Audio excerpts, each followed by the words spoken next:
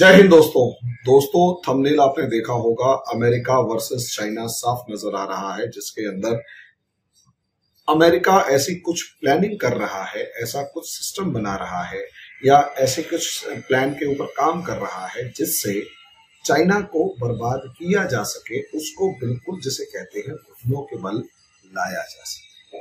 तो ऐसा क्या है, क्या वो प्लान है जिसके अकॉर्डिंग चाइना को बिल्कुल घुटनों के बल ला दिया जाएगा, उसके ऊपर डिस्कशन करने जा रहा हूं। लेकिन उससे पहले छोटी सी एक रिक्वेस्ट कि अगर आपको मेरा ये चैनल पसंद आता है तो मेरे इस चैनल को लाइक करें, सब्सक्राइब करें, शेयर करें, बेल आइकन जरूर दबाएं ताकि मेरी ये वीडियोस आप तक जल्दी से जल्दी पहुंच सके। दूसरा दोस्तों, अगर आप IAS PCS की तैयारी करना चाहते हैं या आपके जानकार रिश्तेदार बच्चे जो भी इस तरीके की तैयारी के लिए इंटरेस्टेड है, उनके लिए एक बहुत अच्छी सौगात ये है कि हमारा स्टडी टेबल नाम का YouTube चैनल आपके लिए free of cost NCERT chapter wise, page wise और even column wise class start कर रहा है फ्री ऑफ कॉस्ट हमारे YouTube चैनल पर।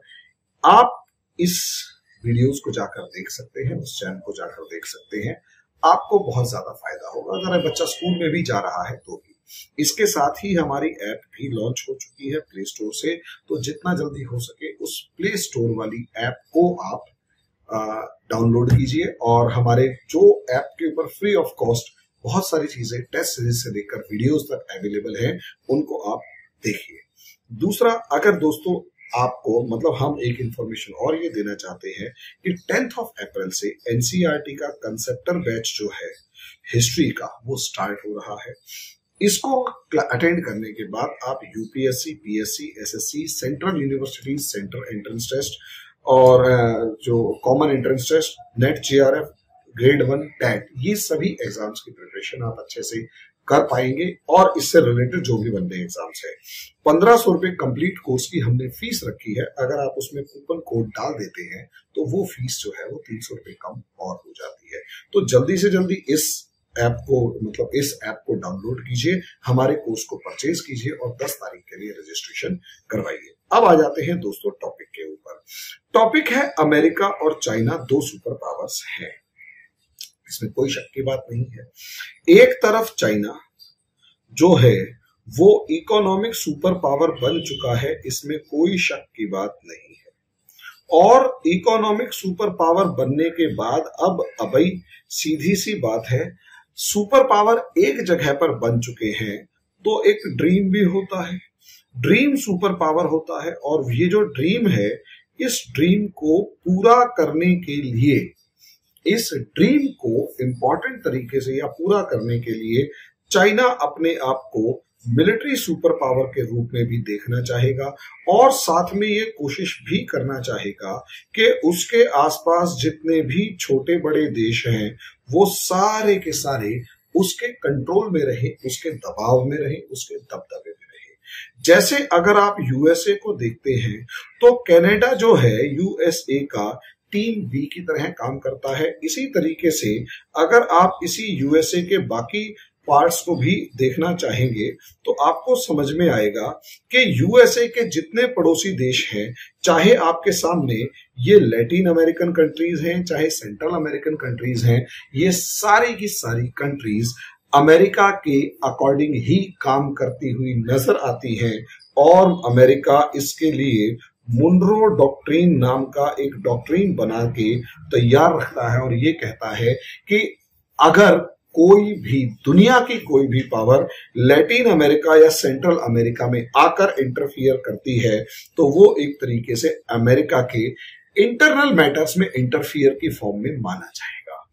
दूसरा, अमेरिका की सुपर पावर होने का एक पार्ट ये भी है कि किसी तरीके से भी अगर आप देखें तो अमेरिका जो है पूरी दुनिया के ऊपर डोमिनेट इसलिए भी कर पाता है क्योंकि कहीं ना कहीं पूरी दुनिया का जो भी फाइनेंशियल सिस्टम है उसके अंदर एक तो डॉलर का डोमिनेंस है, दूसरी तरफ फाइनेंशियल सिस्टम का डोमिनेंस है।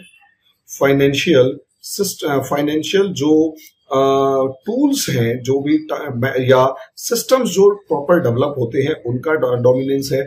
और साथ साथ जो ऑर्गेनाइजेशंस हैं, जिसके थ्रू, और फाइनेंशियल ऑर्गेनाइजेशंस हैं जिनके अंदर सारा ट्रेड, जिनके थ्रू सारा दुनिया का ट्रेड होता है, वो सारी की सारी यहां पर काम कर रहे हैं। शॉर्ट में अगर देखा जाए तो इस पूरे फाइनेंशियल सिस्टम में अमेरिका ने पूरी दुनिया की गर्दन दबा रखी है। इसीलिए अमेरिका जब चाहे जिसके ऊपर भी सैंक्शंस लगाता है, सैंक्शंस लगाने के बाद उसके ऊपर कंट्रोल किए रखता है और किसी को हिलने नहीं देता। यहां तक कि जिसके ऊपर सैंक्शंस लगे वो देश बर्बाद होता हुआ नजर आता है। जब तक चाइना अभी इकोनॉमिक सुपर पावर की फॉर्म में वो इतना तो बन चुका है कि दुनिया के अंदर इन्वेस्टमेंट कर रहा है।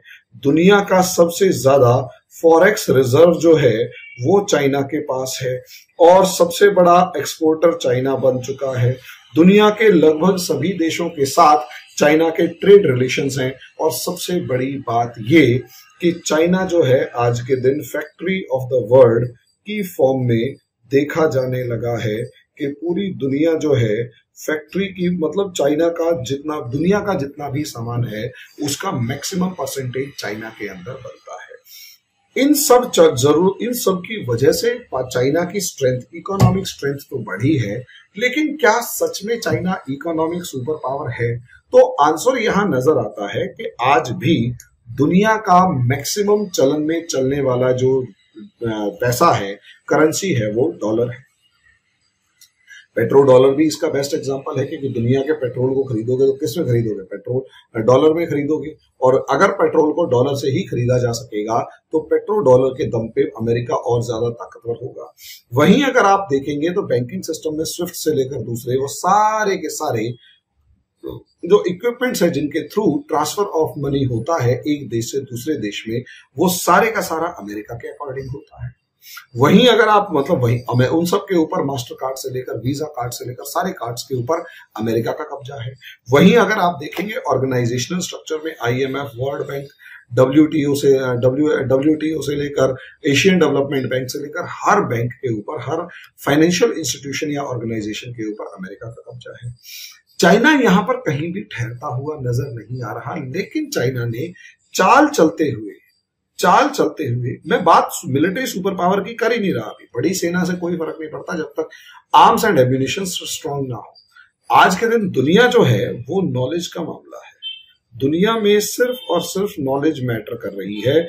जिसके पास नॉलेज है वो जीतेगा, जिसके पास नॉलेज नहीं है उसके पास जितनी मर्जी प्रॉपर्टी रह जाओ वो बेवकूफ कहलाएगा। अगले 20 साल के अंदर दुनिया वहीं जाती हुई नजर आ रही है। ऐसी सिचुएशन के अंदर दिमाग को कहें या कैसे भी कहें, इकोनॉमिक सुपर पावर बनने अभी बना नहीं है चाइना, क्योंकि इन दुनिया के सिस्टम, फाइनेंशियल सिस्टम्स के ऊपर चाइना का कब्जा नहीं है, एस्टैब्लिश नहीं कर पाया है।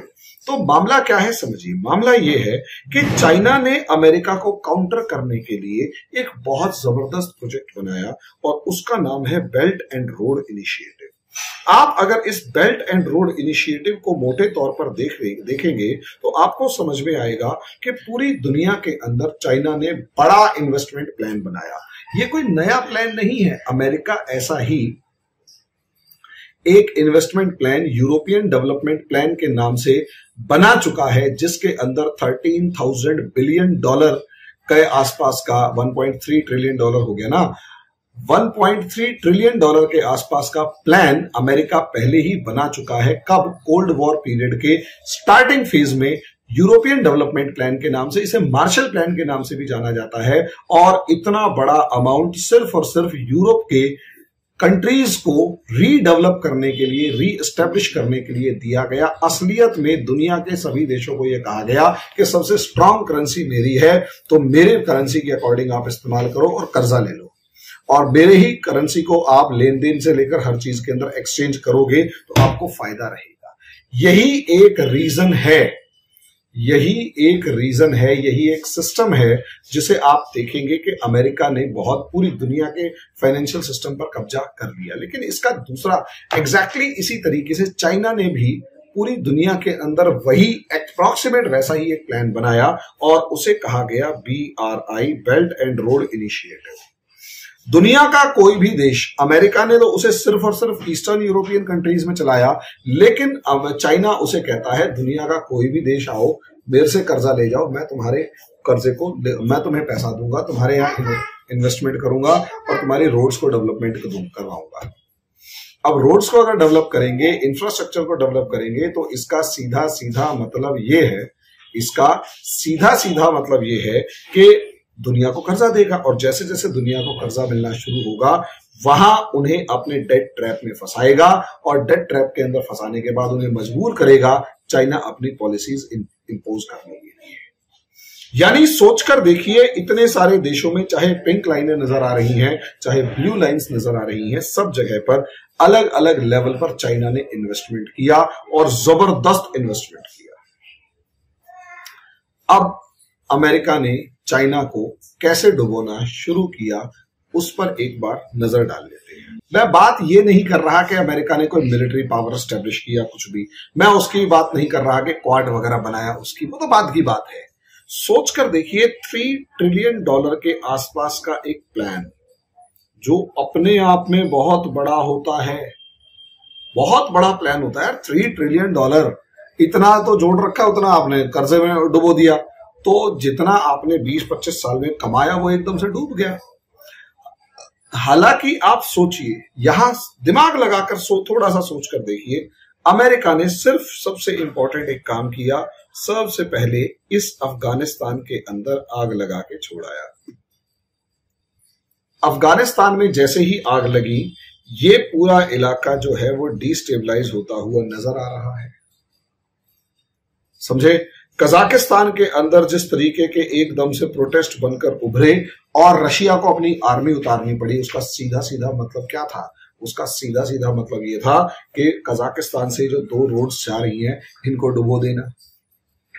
ठीक है, यहां अगर टेररिज्म बढ़ने में कामयाब हो गया और यहां रेडिकलिज्म बढ़ गया, तो इसका सीधा सीधा फायदा अमेरिका को होगा। क्यों? चाइना ने जो यहां पर इन्वेस्टमेंट किया होगा, सोच के देखो यार, BRI के 6 बड़े प्रोजेक्ट्स में से 4 प्रोजेक्ट्स इसी इलाके से निकल रहे हैं, समझे। वो सारा पैसा डूब गया। यहां सोचकर देखिए, मॉस्को को और यूक्रेन को, इधर दूसरी तरफ देखा जाए मोटे तौर पर, तो यहां ये यूक्रेन को आग लगा दी, और जैसे ही यूक्रेन जलने लगा, जैसे ही यूक्रेन जलेगा, आप देखेंगे पूरा यूरोप जो है वो टेंशन में आ जाएगा, और जैसे ही पूरा यूरोप टेंशन में आएगा, यहां पोलैंड तक की जाने वाली इसकी जितनी भी सड़कें हैं सब रुक गई। पूरा यूरोप अगेंस्ट रशिया होगा, और क्योंकि चाइना मजबूरी में सही रशिया के साथ खड़ा हुआ है, तो जितने भी प्रोजेक्ट्स यहां थे वो कमोबेश डूबना शुरू हो गए। तीसरा, पाकिस्तान। पॉलिटिकल टर्मोइल तो है ही है, साथ में पाकिस्तान को जितना लोन दे रखा है, वहां ग्वादर वगैरह जितना भी है सब डुबो दिया, एक बार में डुबो दिया। अब आप अंदाजा लगाकर देखिए कि जितना ये जो रोड इंफ्रास्ट्रक्चर बिल्डअप हो रहा था, वो सारा डुबो दिया। श्रीलंका को आप देख लीजिए, श्रीलंका के अंदर जिस तरीके से श्रीलंका को डुबोया, एंटी चाइना सेंटिमेंट्स अपने पीक पे। पाकिस्तान, श्रीलंका, उसके बाद अगर आप देखेंगे तो ये जो इलाका, ये पूरे का पूरा साउथ चाइना सी वाला, इधर से जितना भी ये बेल्ट एंड रोड जा रहा है, इसके ऊपर नजर है। जिस दिन यहां पर ताइवान के साथ पंगा हुआ, जितना भी ये बेल्ट एंड रोड इनिशिएटिव वाला मामला, यहां पोर्ट्स वगैरह डेवलप हो रहे हैं, सबके ऊपर लॉक लग जाएगा, सबके ऊपर लॉक लग जाएगा।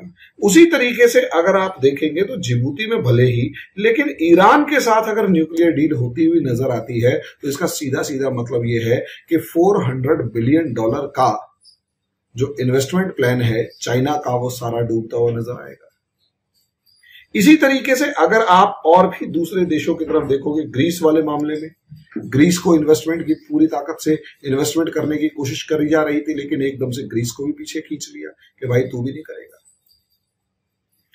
ग्रीस को भी पीछे खींच लिया गया। टर्की जो है उसके ऊपर प्रेशर क्रिएट किया जा रहा है।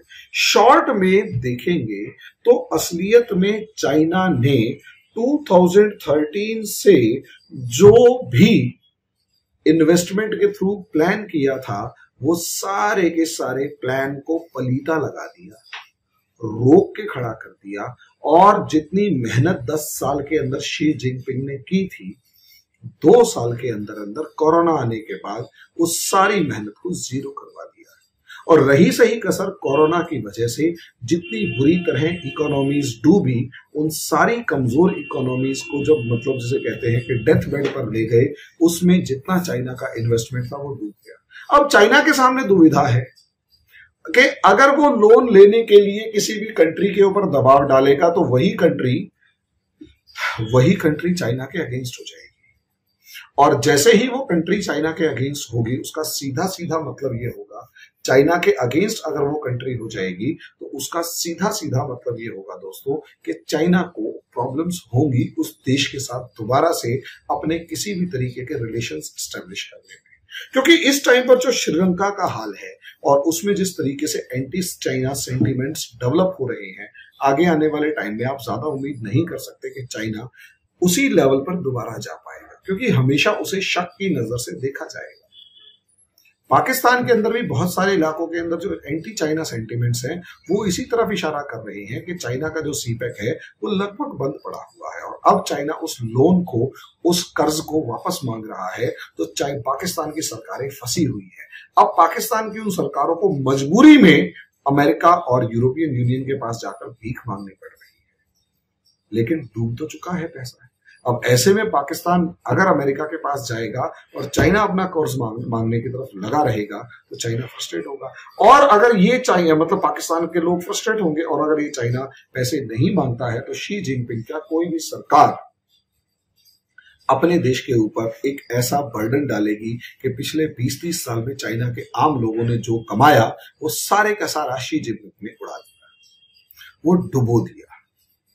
तो यहां एक तरीके से शी जिनपिंग फंस के खड़े हुए। और रही सही कसर इकोनॉमिक सुपर पावर की, एक और खास बात क्या कि भैया वो जो इकोनॉमिक सुपर पावर है ना, उसने पूरी दुनिया के ऊपर मिलिट्री स्ट्रेंथ को आगे स्टेब्लिश करने की, पूरी दुनिया की फैक्ट्री बनी हुई है। तो ध्यान से अगर आप इस पॉलिसी को भी देखेंगे तो असलियत में चाइना के पास जो कंपनीज, चाइना के अंदर जो कंपनीज काम कर रही हैं, कोशिश करके सभी कंपनीज या जो भी फॉरेन कंट्री कंपनीज, खासकर यूरोपियन और अमेरिकन, उनको धीरे धीरे शिफ्ट करके दूसरी मार्केट्स की तरफ लाने की कोशिश की जा रही है, जैसे वियतनाम, इंडोनेशिया, इंडिया।